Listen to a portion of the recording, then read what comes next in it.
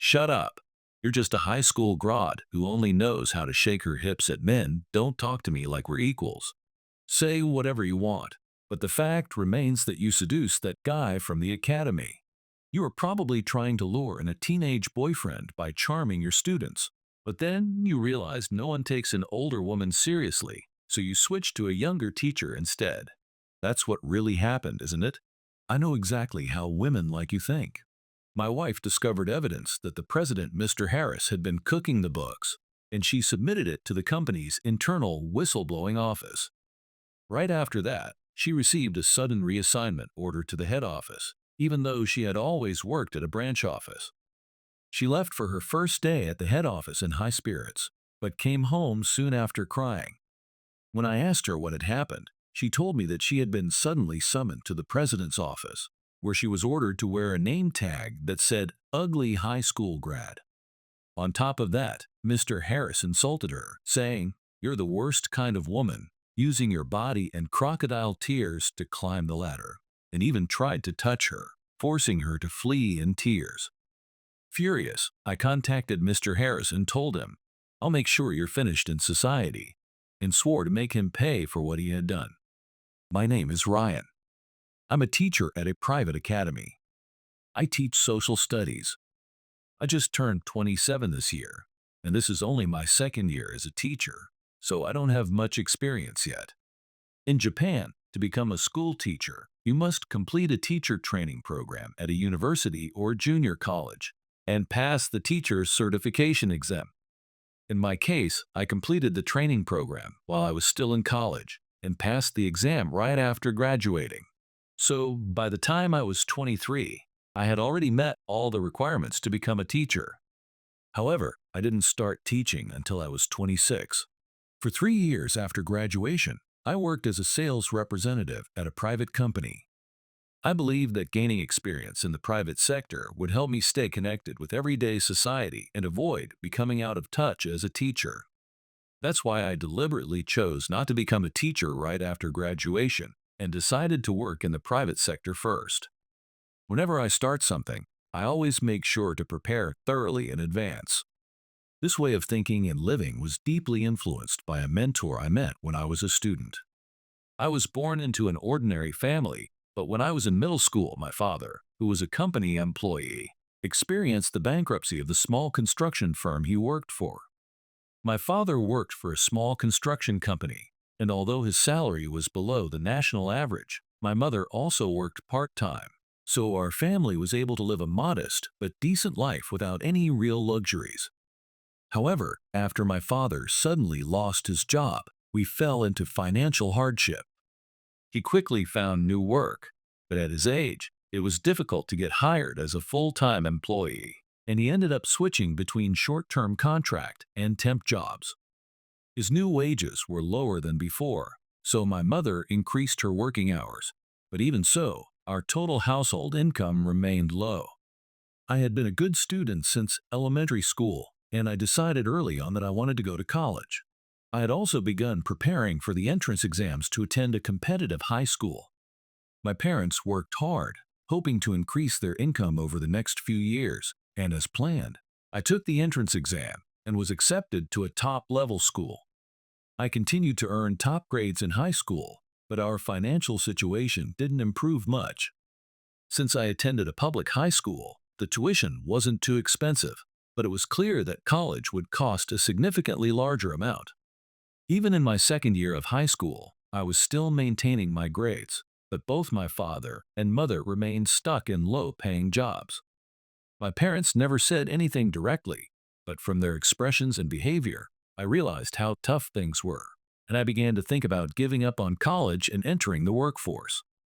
So I went to talk to my homeroom teacher, Mr. Yates, a man in his late 40s, and told him about my family's situation. I said I wanted to give up on college and start looking for a job.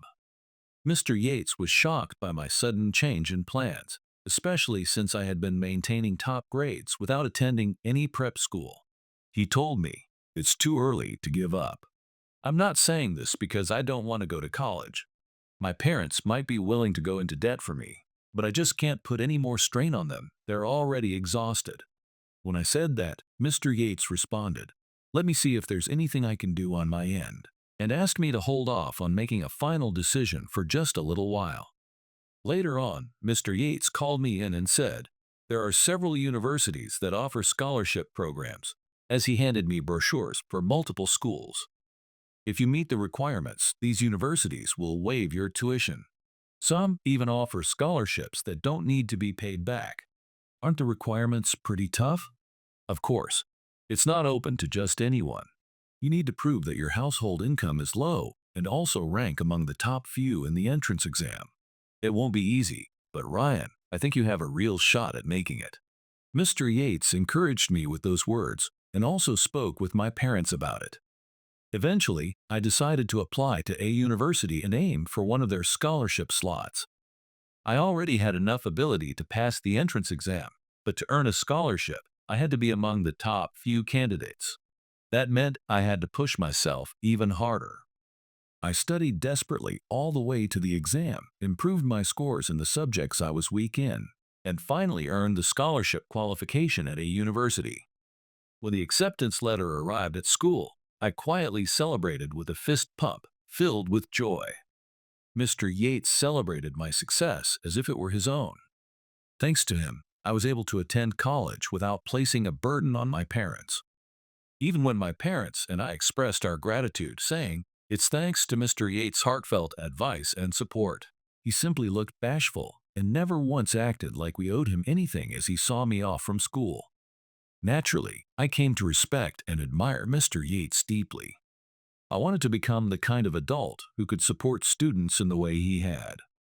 That's why I decided to become a teacher and enrolled in the teacher training program at university. When I told Mr. Yates about my decision, he was genuinely touched and said, "If seeing me inspired that decision in you, then nothing could make me prouder as a teacher." Actually, I worked for a private company for a few years after graduating from college. Later, I became a teacher by chance. But I think that having real-world experience helped me become a more balanced educator. I recommend that you also spend some time in the outside world before becoming a teacher. I followed the advice of my mentor and chose to work in the private sector for 3 years.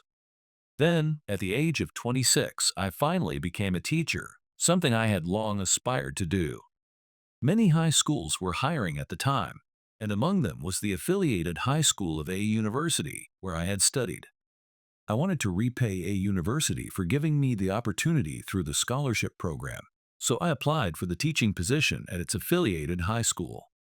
After passing the hiring exam, I began working as a social studies teacher at the very school connected to my alma mater.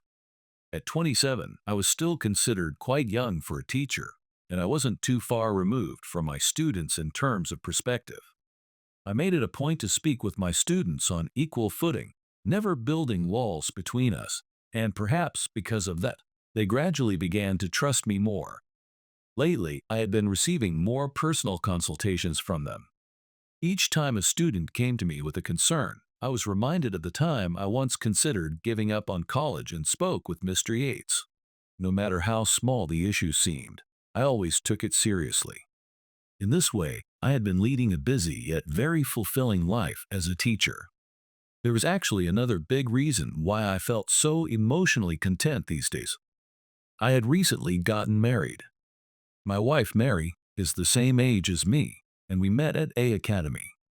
After graduating from high school, Mary went to work for an IT company called B Techno. Shortly after I became a teacher, Mary was dispatched to our school as a special instructor to support our IT skill development program. Technology, especially in the internet space, evolves quickly, and the environment surrounding it changes every day. If teachers deliver clumsy lessons with just handouts, students will find the material outdated and boring, would be a waste of their time. That's why our academy had started inviting technical experts from private companies to deliver lectures with cutting-edge content. These lessons were well received by both students and their parents. Incidentally, Mr. Harris of B Techno was related to Chairman Davis of A Academy, which is why B Techno was selected to dispatch instructors. Some people had voiced concerns about hiring instructors from a company connected to the chairman. But since the lecturers actually sent were competent and popular with students, it wasn't seen as a serious problem, at least for now. I was personally interested in this initiative of utilizing private sector talent, so I asked Chairman Mr. Davis if I could observe some of the classes. Mary used popular games among young people as the basis for her lessons, explaining the underlying technologies in an easy-to-understand way. She had a natural gift for teaching. She would occasionally go off topic, just enough to keep students engaged. Before I knew it, I found myself genuinely looking forward to her classes. After one class, when we had a little time before she returned to her company, I praised her lesson and said, "I wish I could take this class as a student every time." She seemed very happy to hear that. Being the same age and having common interests, Mary and I naturally began chatting more and more whenever we saw each other. We exchanged contact information, and it didn't take long for us to start dating officially. After nearly a year of getting to know each other, we confirmed our feelings and got married. Everyone around us offered their congratulations, but since I was a teacher and Mary was a special instructor, our marriage did raise one small issue. Just before our wedding, Mr. Harris of B Techno, Mary's employer, requested a meeting with me. Mr. Harris was in his early 50s, with a touch of gray in his hair and narrow eyes. "Congratulations on your marriage. I hear you met through one of our company's dispatched employees." "Yes, thank you very much. It's wonderful that two young people are getting married. However, there is one thing we need to consider. Now that the two of you are married and both standing in front of students, people are bound to take an interest." "Well, that's probably unavoidable. These days, people are quite sensitive about appearances. There have been a few parents, just a very small number, of course, who have voiced concerns about you being seen together." I completely understood what Mr. Harris was trying to say. Mary was a beautiful woman who had already drawn attention from some of the male students. Now that she had married a newly appointed teacher like me, it wasn't hard to imagine students letting their imaginations run wild, possibly to the point of disrupting their studies. It was also foreseeable that some parents would be uncomfortable with Mary continuing to work as an instructor, possibly viewing her presence as a distraction. I understand your concerns. As a teacher at this academy, I want whatever is best for the students. I knew that Mary would likely have to step down from her role as a special instructor due to our marriage, but I couldn't object to that. "I see. I truly appreciate your understanding." Mr. Harris said this and bowed his head politely. As a man myself, I can understand how young male students feel. Honestly, I don't think adults should scold boys just for being naturally curious about women. He smiled meaningfully as he said that. "Well, yes, I honestly feel the same way," I replied with a smile, but deep down, I couldn't help feeling a slight discomfort at how casually Mr. Harris had spoken about men viewing Mary as a sexual object. Still, I decided that this was just part of Mr. Harris's blunt personality. After that, we chatted for a while and parted on good terms. Aside from our conversation about Mary, Mr. Harris was actually an easy person to talk to. Of course, I maintained proper manners as a teacher dealing with the president of a company that supported our special courses. But he never acted superior, often cracking jokes and keeping things light-hearted until the end. Soon, Mary would no longer be a special instructor and would likely no longer be involved with our academy. But she hoped to continue working at B Techno. I felt that with someone as candid and straightforward as Mr. Harris at the helm, Mary would likely continue to enjoy working at her company. That evening, after wrapping up my work, I headed out into the city. Mary and I were meeting up with my former coworker, Miles, for drinks. Miles had been a colleague of mine when I was working in sales, during my time gaining experience in the private sector. Not long after I left that company to become a teacher, Miles also resigned and ended up joining B Techno. He was shocked when he found out that his former colleague and his current coworker, Mary, were getting married. "This has to be fate, so let me celebrate with you," Miles said, and arranged the get-together. He already knew Mary from the company, and since we were all the same age, the evening quickly became lively. After sharing the story of how Mary and I got together, and reminiscing about the days when Miles and I worked in sales. We updated each other on our current lives. When I told Miles that I was keeping busy at the academy, but feeling fulfilled, he suddenly grew serious and said, "I'm glad things are going well for you. I wish I had something more positive to say on my end." "What's wrong?" "Something happened at work." "Well, just between us, okay?" B-Techno went through a change in leadership a little while ago, and ever since then, the atmosphere in the company has gone downhill. "You mean, the new president is Mr. Harris?" I asked, picturing the face of Mr. Harris, whom I had just met earlier that day. "Yeah, the former president, Mr. Tucker, actually cared about the employees. But Mr. Harris is nothing like that. He sucks up to upper management really well, but when it comes to dealing with subordinates, he acts like a tyrant. I've got a friend in the secretarial department, and the stories I hear from her are insane. It's like something out of a movie. He treats them like servants in a medieval aristocrat's mansion." "That guy? Mr. Harris?" "I only spoke with him briefly, but he seemed pretty reasonable." "You only saw him at the academy, right?" "That's his public persona. When he's in front of outsiders, he switches to charm mode. But with the secretaries, he only speaks in commands. He goes off on them over the tiniest mistake, and just recently, two of them left the company with mental health issues.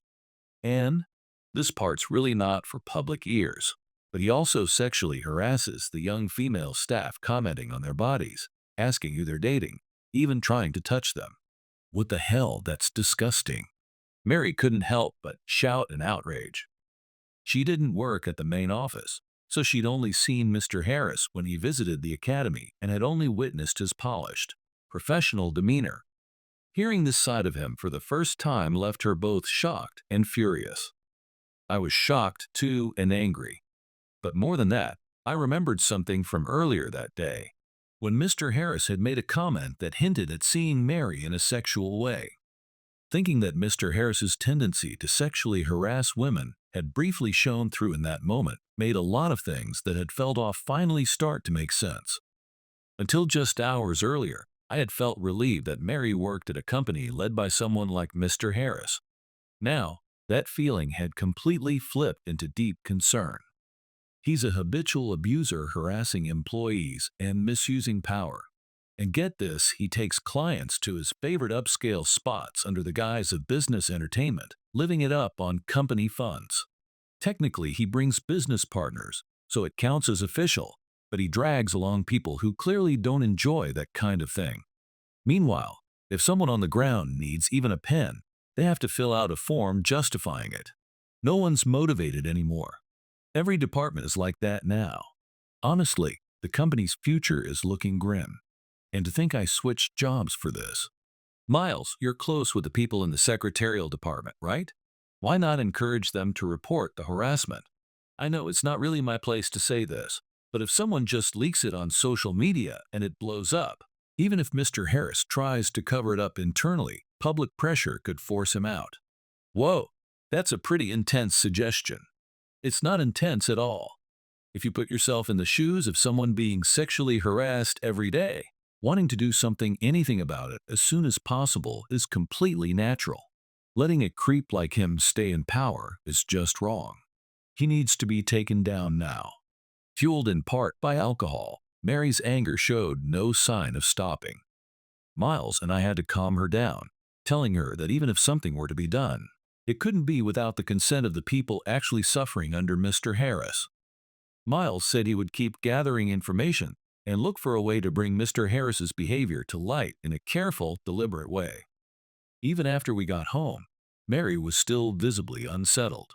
Then, suddenly, she pulled out an envelope bearing the B-Techno logo and began studying the documents inside with a serious look. "This doesn't make sense." She looked up after a while and said, "What doesn't?" "This is the spec sheet for the tablets our company is delivering to A Academy.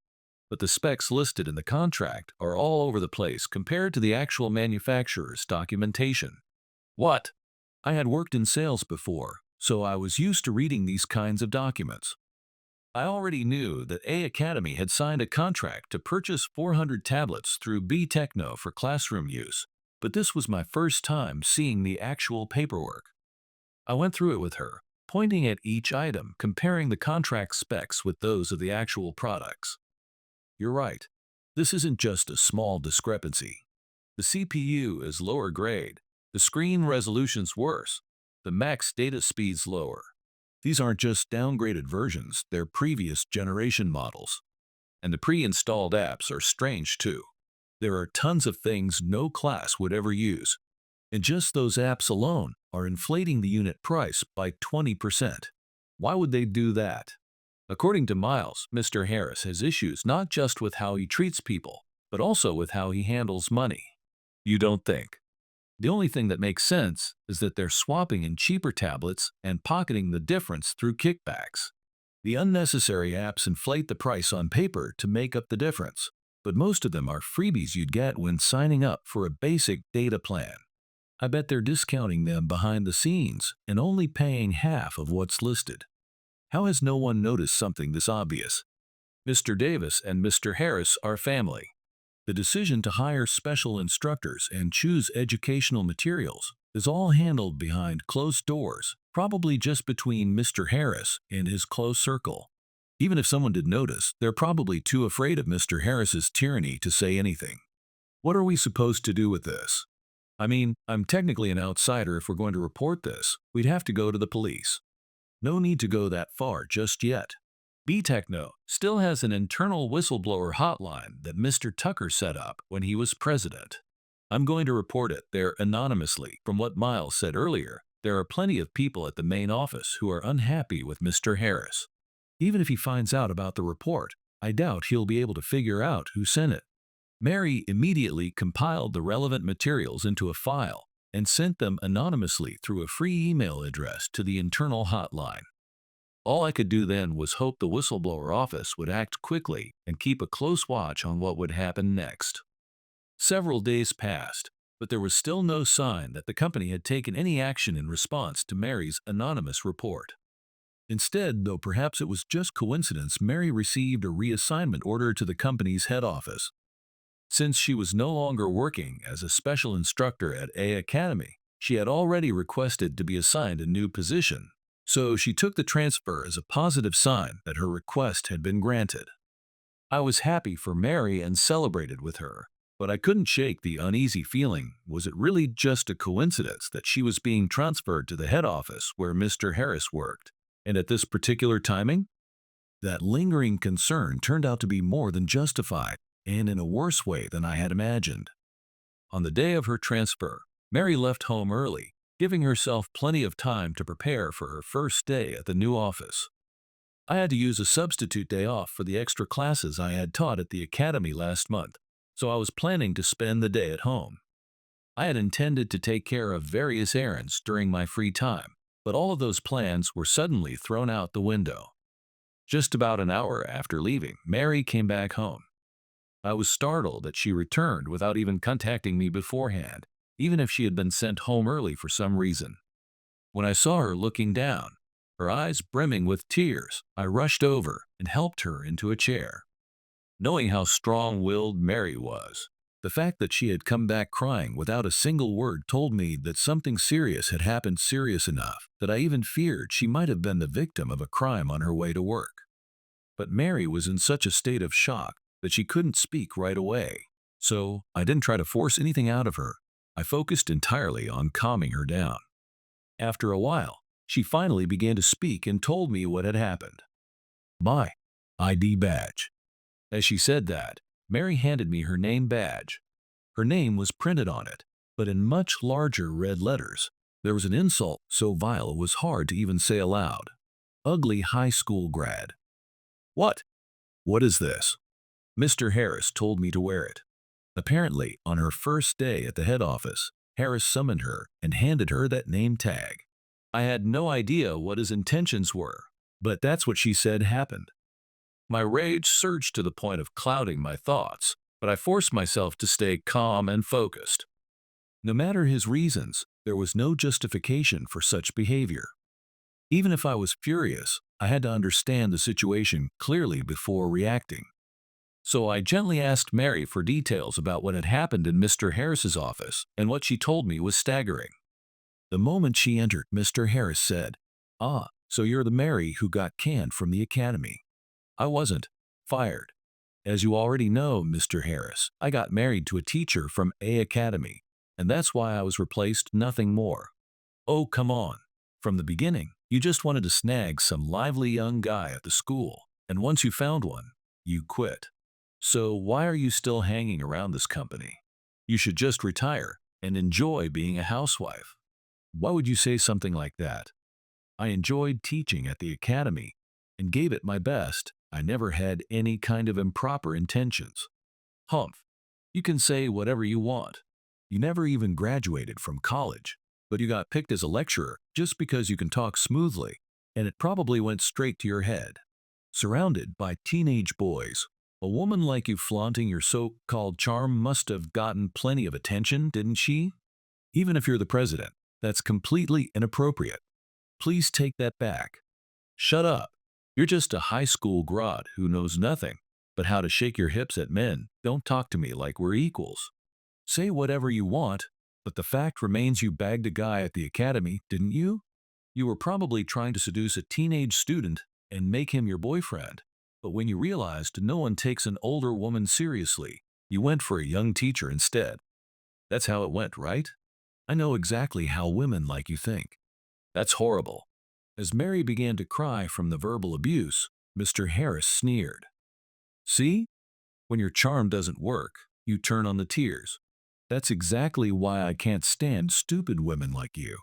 These days, you all pick up some half-baked ideas about women's rights and try to use them to manipulate men. You probably think you can just cry and win by calling it sexual harassment.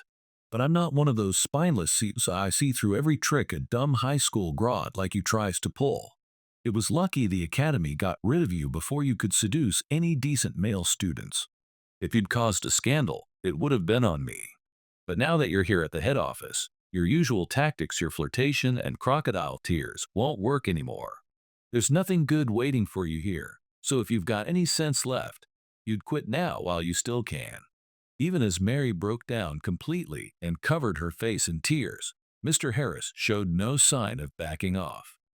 I told you that kind of act doesn't work on me. If you're really that determined to stick around in this company, then start by wearing this name tag and recognizing your place.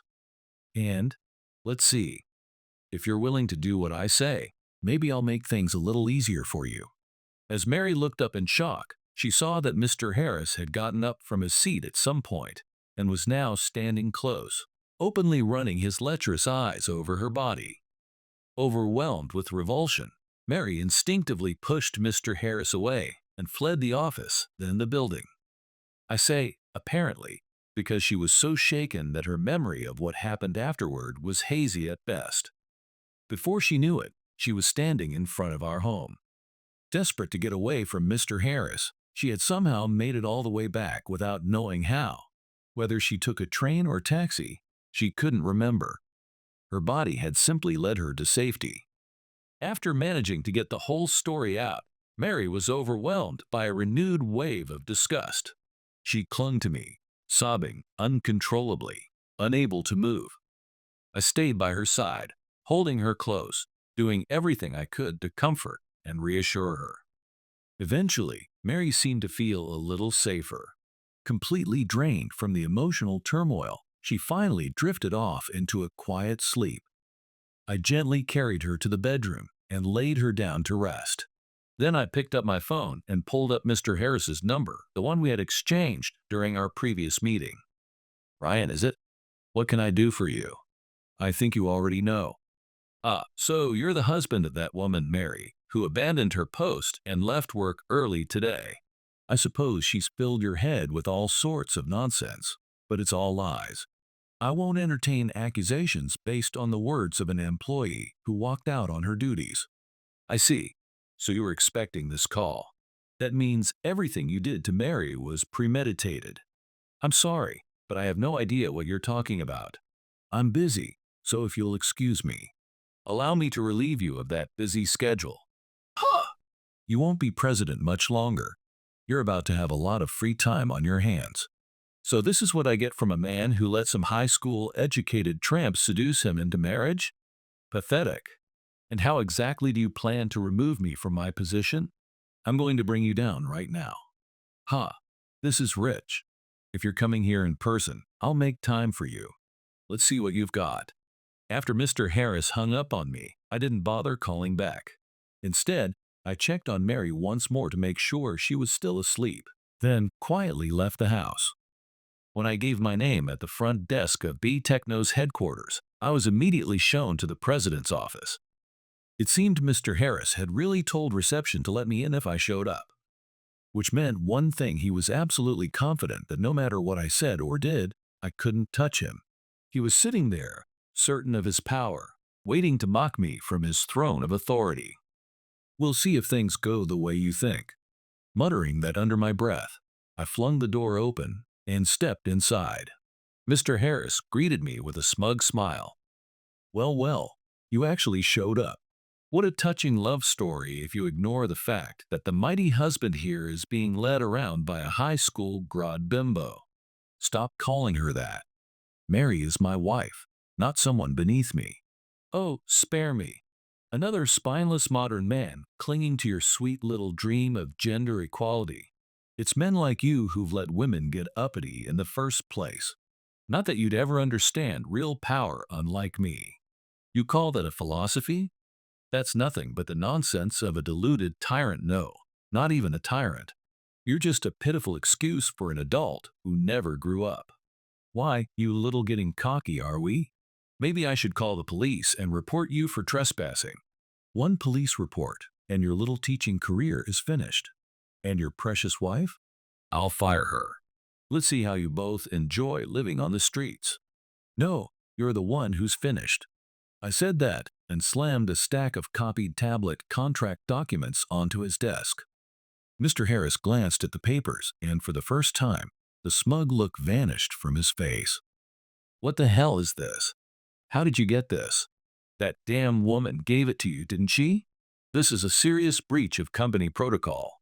Even if she's your wife, sharing internal documents with an outsider is unacceptable. I'll have you both prosecuted. Do you not even know the laws regarding whistleblowing? Disclosing internal information to an outside party for the purpose of reporting organizational misconduct is not a crime. And frankly, you're the one who should be worried about this document being investigated. Don't be ridiculous. Why did you go so far with Mary? Not just the power harassment, but sexual harassment to the point that she feared for her safety. Was it because you had to get her out of the company immediately? What are you talking about? I know you're the worst kind of power-hungry, abusive creep.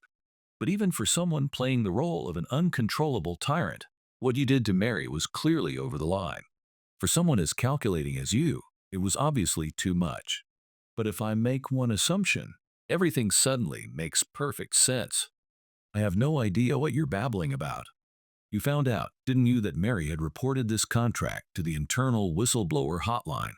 I don't know if you've planted a spy in that office or if you personally monitor every report that comes through.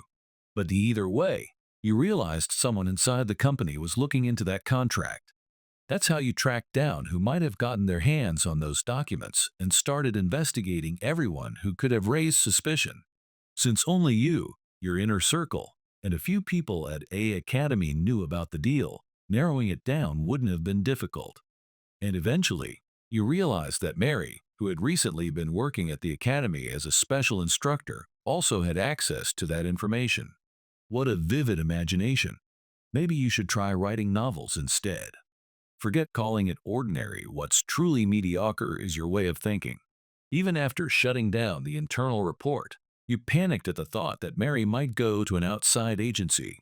So you took the crudest route imaginable, something even a child wouldn't do. You pushed her to the brink, broke her down, and tried to force her out of the company. You probably figured that if she did go public later, you could just dismiss her as a mentally unstable woman who suddenly quit her job. Sure, Mary was shaken at first, just like you planned, but unfortunately for you, she's not that fragile. Once she regains her footing, she'll come to the same conclusion I did. And when she does, she'll expose all of this to the world. That won't be allowed. What's so wrong with that contract anyway? All it shows is that I secured tablets for the academy at a cheaper price. That's all. The specs on the contract and the actual delivered products don't match at all. That alone is a huge problem. A new voice cut in unexpectedly. Startled, Harris stood up and turned toward the door where Miles was now standing. Who the hell are you? Who said you could? Ryan and I used to work together in sales. Some of our former coworkers have moved to different companies. One of them happens to work at the supplier who handled those tablets. When I explained the situation, he dug through old records and found evidence of tampering. What? The world's smaller than you think. It turns out those tablets were originally ordered as new models, but then got quietly swapped for old, unsold stock. The price should have dropped, but instead, you padded the value with junk apps and sold them at the original price. And those apps? Worthless. You only used them to cover the price difference. Then, behind the scenes, the supplier issued quiet rebates, and the extra money? Well, that's probably lining a few pockets. You didn't just pocket the difference on the tablets. This deal was part of a subsidized educational program, meaning government money was involved. I bet A Academy agreed to the deal on the condition that they'd receive those subsidies. This isn't just about B Techno. Chairman Davis and others at the Academy deserve to be investigated too. You dare betray Mr. Davis after everything he's done for you? You ungrateful lunatic. You and Mr. Davis are the real traitors here. Those tablets were paid for by parents wanting to educate their children, and the subsidies? That money came from taxpayers. It was meant to support the next generation, not to line your damn pockets. That issue is definitely serious, Miles said, but actually, we've got another matter to address as well. Hey, everyone, now's the time. As he called out toward the hallway, about 10 women came pouring into the room all at once. What the hell? All of you. They're from the secretarial department, Miles said. When I mentioned I was coming to raise a serious issue with Mr. Harris, they said they had things they wanted to say too. So I figured why not handle it all at once. Miles was playing dumb, but I knew better. He'd been working behind the scenes for a while, now coordinating with the secretaries and waiting for the right moment to strike. When I told him I was going to confront Mr. Harris about what Mary went through, he said, "Then I'll go with you," and contacted the entire department. The secretaries knew that just voicing their complaints wouldn't be enough. Mr. Harris had no conscience. So they had waited for the moment he showed weakness. We've had enough. We're reporting Mr. Harris for power harassment and sexual harassment externally. Several people who tried to speak out before were forced out by extreme harassment. Some even suffered mental breakdowns. We've already consulted a lawyer about all of it. A few cases are going to be pursued as criminal charges. And didn't you do something awful to Mary just today after she was transferred here? We've had enough. Even if it means we all get fired, we're going public with everything you've done. The secretary's fury was overwhelming, and for the first time, Mr. Harris, who had always kept everyone under his thumb, started to back down. Meanwhile, Miles had been recording everything on his phone and sending the footage out to multiple contacts within the company. There was no way the employees who had silently endured Harris's tyranny for so long would ignore it now. The hallway outside the president's office quickly erupted with overlapping voices. I've got something to say too, and I want to join the whistleblowers, as employees flooded into the room in a surge of outrage.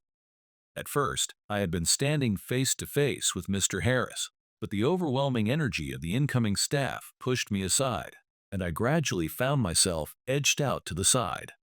The employees' long-suppressed anger was overwhelming, and even as Mr. Harris, cornered against the wall, shouted, "I won't forgive any of you. Get out right now." His voice was completely drowned out by the far louder chorus of furious cries from the crowd. The heat inside the room became so intense that even Miles and I, who had led the charge in starting the confrontation, couldn't take it anymore and ended up crawling our way out.